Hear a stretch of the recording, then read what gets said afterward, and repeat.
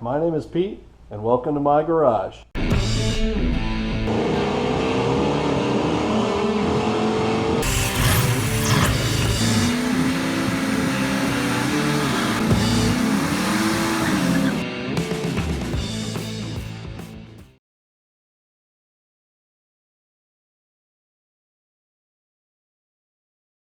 All right, so looks like I've got some of the finishing touches for the most part. Ooh, I do have to run.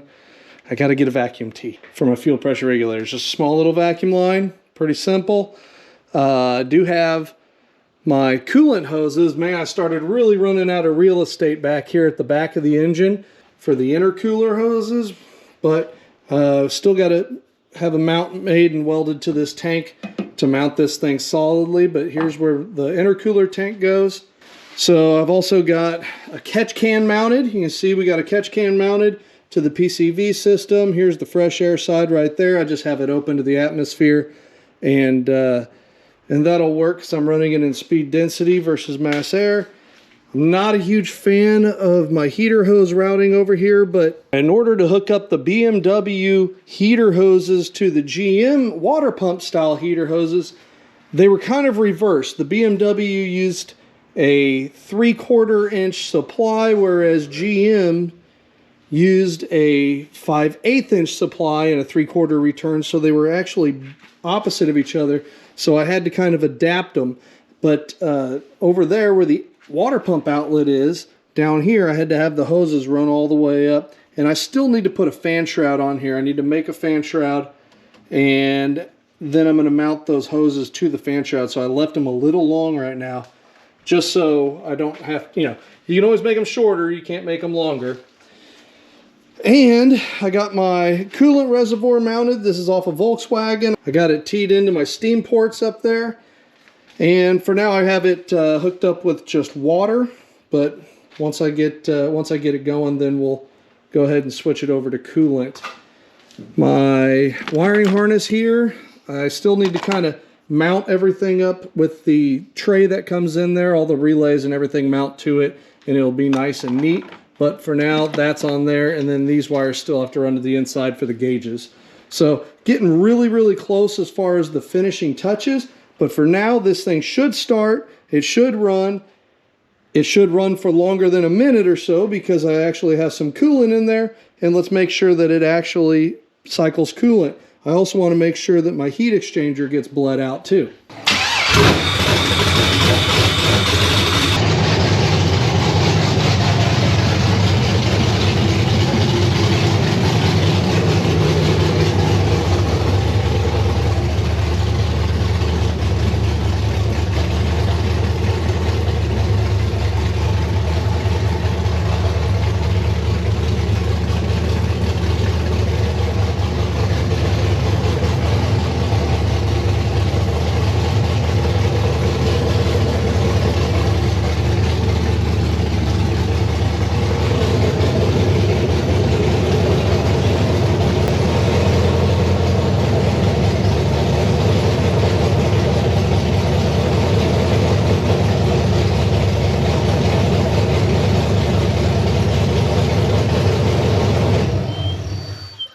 All right, this vehicle is going to be on its own 2 feet. It's going to be on its own 4 feet for the first time in months.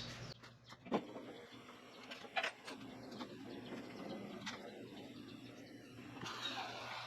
think I can at least back it out. Look at that, the hood closes. Man, I've got some cleanup to do. All right, as you can see, the car is out of the garage, which is awesome. And you can see it's sitting over here. Bumper on, wheels and tires on. I actually drove it out. However, I can't drive it around the block until I get a fan on it. So I got to put my fan in there. I already have my wiring to it over here. So this is going to mount up to my fan shroud. And I just need a fan shroud. And then once I get the fan shroud, then I can kind of shorten up those other hoses and all that and finish that stuff up.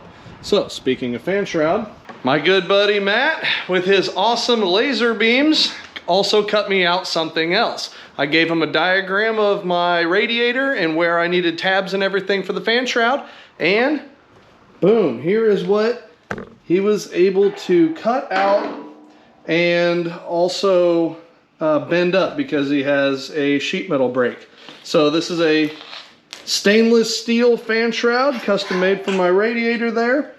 And I am now going to mount a Volvo fan. So this came off of, I don't know, some early 2000s Volvo. I'm going to mount that in these two holes and a couple of the top holes. And I'm going to use these riv nuts. It's like a rivet and a nut together, and this is going to end up mounting to the fan shroud, so then I can bolt the fan to the fan shroud.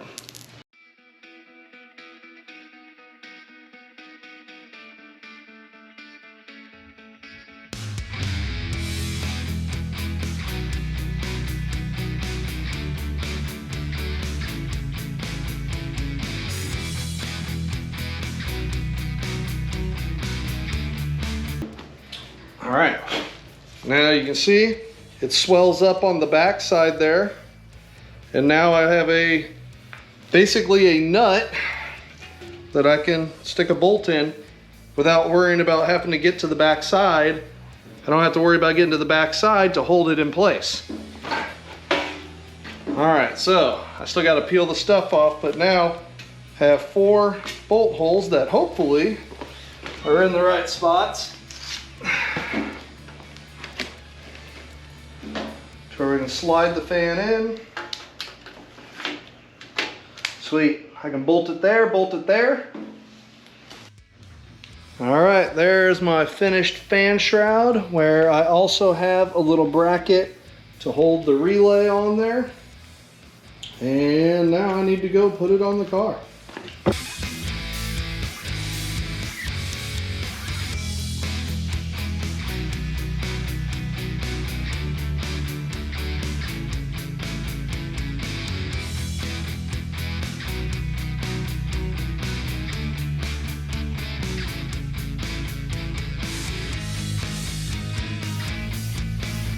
All right, that's looking good. Got my relay. I made it to where it just slides on in.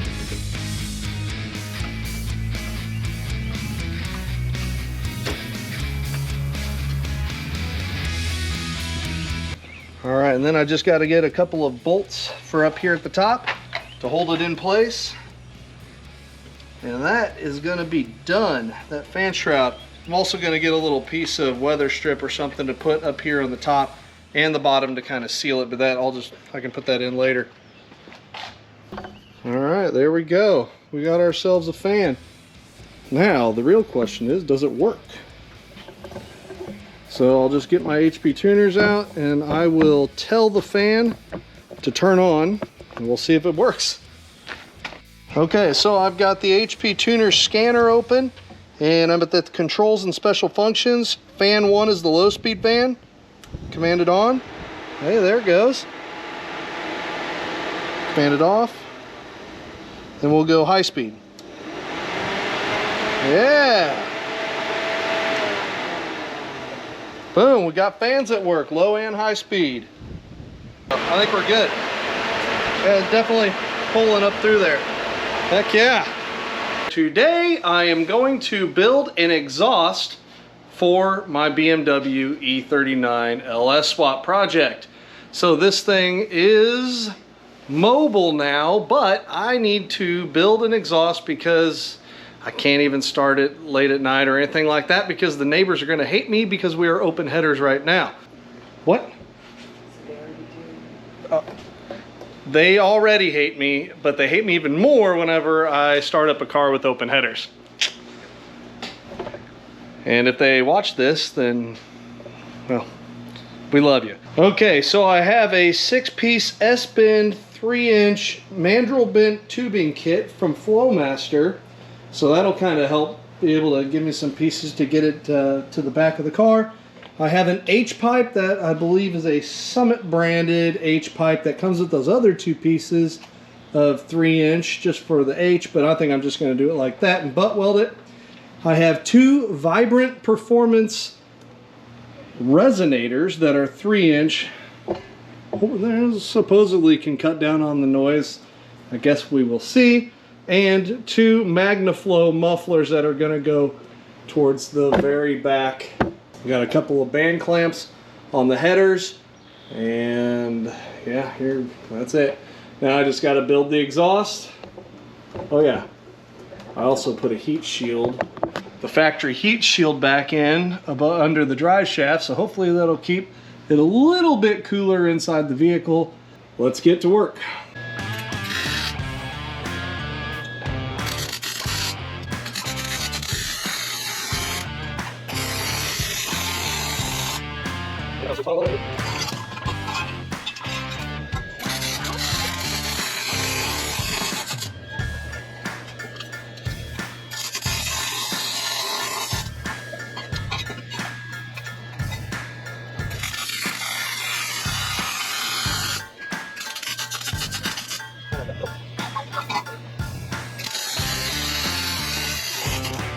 All right, there we have it, a shortened H-pipe.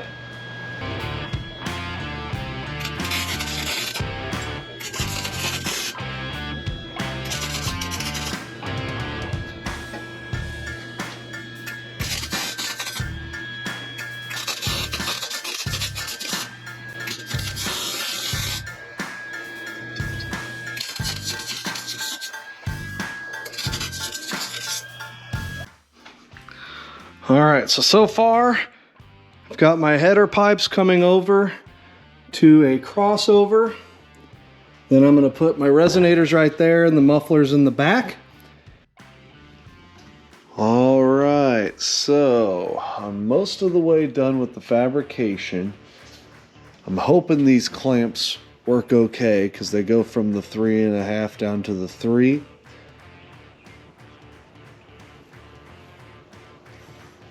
But you can see I've got my H back into my two Vibrant resonators. You can see it's fully welded from the H forward at this point. I still need to fully weld the rest of it. So back here it got a little tricky at the back of the differential. So this is going to come up and I still have to make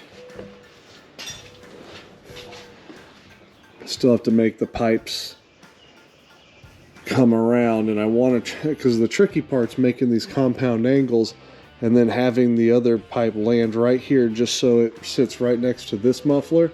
I'm going to tie the two mufflers together, and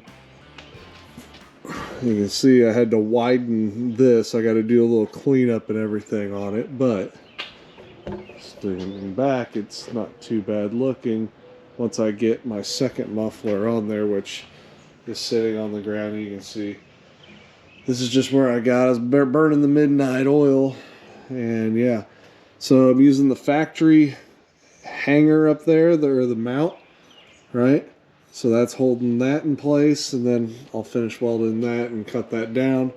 And then, like I said, I'm going to weld these two mufflers basically together with a bar or something in between them to support them. And probably one here at the top too. Trying to fit dual 3-inch exhaust in a car that never had it, that's pretty tough. I know a lot of people cut out this trunk area and run it over to here with an M5 bumper in the back. And I debated doing that, but that would require a lot of surgery to the bottom of the trunk. And so I decided I was just going to run dual exhaust out that side, which is also difficult, so we'll see how it goes. We're fully welded all the way to the H-pipe.